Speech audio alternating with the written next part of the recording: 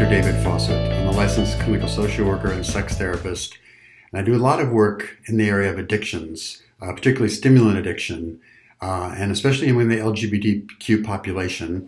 I'm very proud of my book, Lust, Men, and Meth, which is a book that explores the intersection of gay men, high-risk sex, and HIV and other disorders. I also do a lot of work with HIV and long-term survivors, people that have lived with HIV for 20, 30 years and who went through a great deal of trauma in the early days of the epidemic. And working with both those populations has taught me a lot about resilience. And it's resilience that I'd like to speak about today. Resilience, I think, is incredibly important for our health, both our physical health, our emotional health, even our spiritual health. And I think a lot of people misunderstand the nature of resilience. I've had many clients over the years who said to me they thought they were just resilient or not, and that it happened to be just a personality trait. And in my experience, resilience is not something that you're born with or born without, but resilience really is not a trait then, but rather it's a skill. It's a skill in terms of a series of actions that we take every day in terms of life's challenges, life's gifts, and how we develop and how we interact with those. And it's really a pattern over time. And I think that's a really important thing for people to be aware of. If you're struggling with an addiction or are affected by someone with an addiction or are struggling with a chronic illness, the idea of resilience is really going to be critically important. And there's a lot of scientific studies that actually show the health outcome benefits of resilience. So today I want to read you just 5 characteristics. These are not the ultimate final list of characteristics of resilience, but they're ones that I've found to be important over the years. The first and probably the most important is really to develop a strong social network. I think a lot of the issues of addiction, a lot of the issues of chronic illness really cause people to start to isolate, to fall back. And that may be due to physical reasons, it may be due to shame, but for whatever the reason, we find that people are very isolated, or can be. And we also know there's a tremendously therapeutic effect of being connected, whether it's in a recovery group, with a close circle of friends, with an extended circle of friends. That idea of social connection is really important. And again, there's a lot of studies that show that health outcomes are improved the greater and more, what we would say, the more robust someone's social network is. So that's really one, and probably that's the most important thing. And over the years of treating addiction, I really have come to believe that that sense of connection is the most important almost of all the elements that affect recovery. And I think it's built into 12-step program, it's built into a lot of treatment facilities. It's that idea of getting people back into group, getting people to interact face-to-face, especially in this digital age where our means of communicating have really gone digital. And I think there's a great benefit for face-to-face real-time communication in terms of healing ourselves. The second point I want to talk about is to really find a sense of purpose. And I think this is something that sometimes is confusing for people, but it's really the idea of like, if I'm going to get out of bed, what am I getting out of bed for?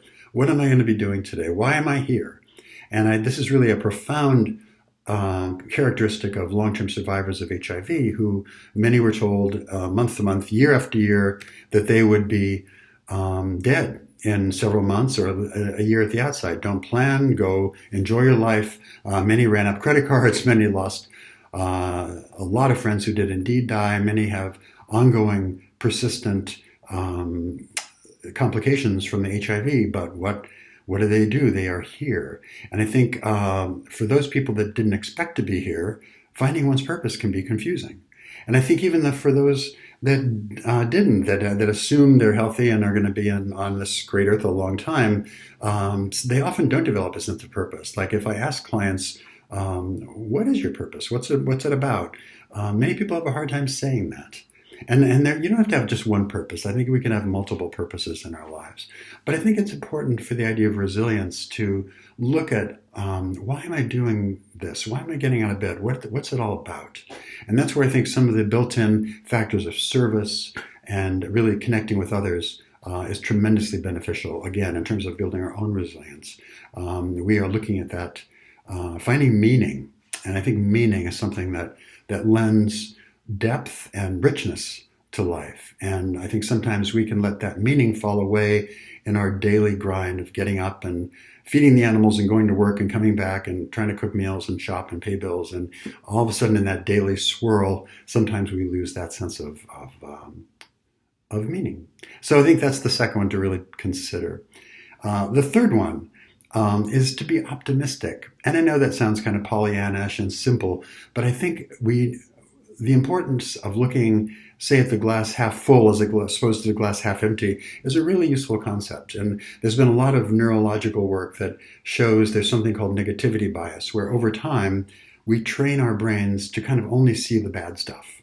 And that's because there's so many billions of bits of information and data coming at us from the universe, our brain can't possibly process it all. So it selectively decides what it's going to see. And over time, if we are in that negative place, we kind of train our brain to only look at that turned out badly, this will too, that wasn't a very good experience. So suddenly we're not even seeing the good stuff. So I think it's important to really be conscious of that, first of all, be mindful of that, and then to focus on trying to be optimistic, trying to look at the bright side. What is the gift?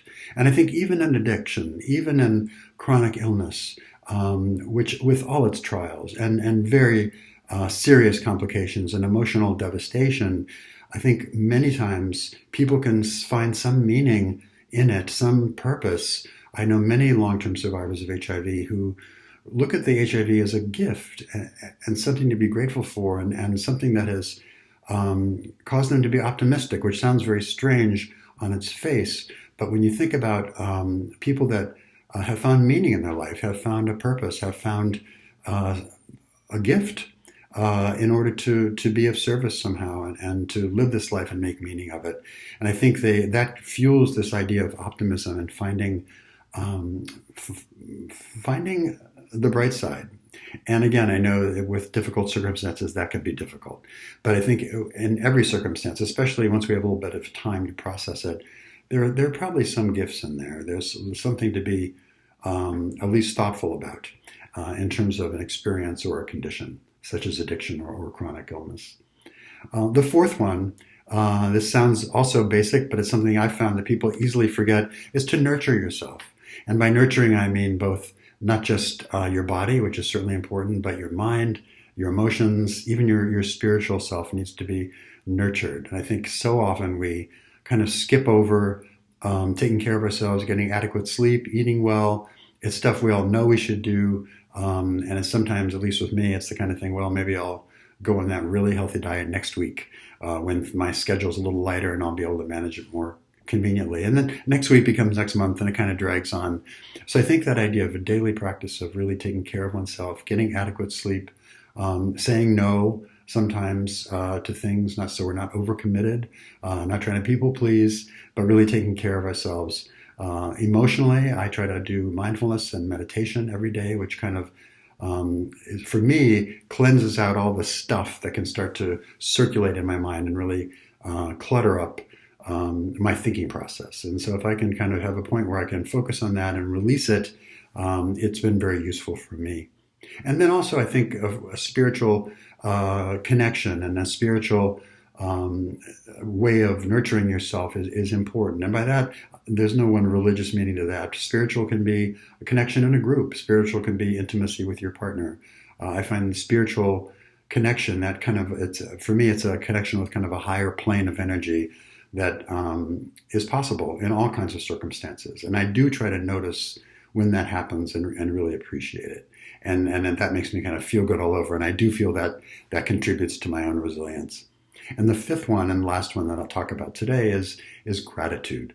And gratitude is, again, something that sometimes when circumstances have been hard, it's hard to find things to be grateful for. But I have found if I can practice gratitude on a daily basis, even for just 5 things at the end of the day, it really does make a difference in kind of resetting my mood and my frame of mind, helping me find some of those positive things that I talked about before, go into a positivity bias. But also I found that gratitude, if I'm in a kind of funky place or a foul place or a self-pity place, gratitude, if I can bring myself to do it, is almost like a detox. It's like taking a counterforce, like almost a pill to medicate and soothe away that toxicity. And I think the practice of gratitude then is very soothing for me. And I find it very useful if I'm confused, if I'm not liking where I'm at in terms of a feeling. If I can practice gratitude, then I think it almost is an immediate mood changer. It's like a little magic trick. So try it. And I know if you're feeling bad, if someone tells you to practice gratitude, I've got a lot of eye rolls and people are saying, well, if you only understood what I was going through. And I do understand that. I understand how difficult it is. But I also believe that for our own sake, for our own health and resilience, it's important to use that gratitude. So those are 5 tips that I found helpful to build resilience. And I think it's useful to try to practice these on a daily basis. Nobody's perfect, but I think if we can keep some of these in mind, we're going to be in better shape, both physically, emotionally, spiritually, and just really we're going to feel better about ourselves. So that's it for today. You can visit me at david-fawcett.com. You can order my book there or on Amazon, and look for more of these videos. I look forward to making them. Take care.